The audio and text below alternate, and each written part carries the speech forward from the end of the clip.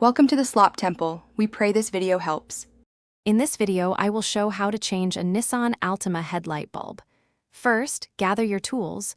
You will need a flathead screwdriver, a 10mm socket, and a new headlight bulb. Make sure your vehicle is turned off and cool. This method is straightforward, saving you time and effort. We will guide you through each step carefully.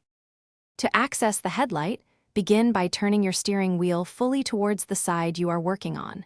This provides ample space. Next, remove about 3 to 5 plastic clips and 2 10mm screws from the fender liner. Gently pull back the liner to reveal the headlight assembly, giving you clear access to the bulb. Now, carefully disconnect the electrical connector from the old bulb by pressing the tab and pulling. Then, grasp the bulb's base and rotate it counterclockwise approximately 1/4 turn to release it from the housing. Avoid touching the glass of your new bulb. Insert the new bulb, rotating it clockwise until it clicks securely into position. After installing the new bulb, reconnect the electrical connector firmly. Carefully push the fender liner back into its original position, ensuring it aligns correctly.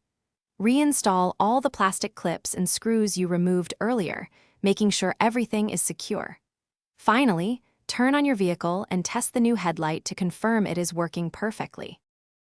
Thanks for watching. Consider subscribing if we helped you.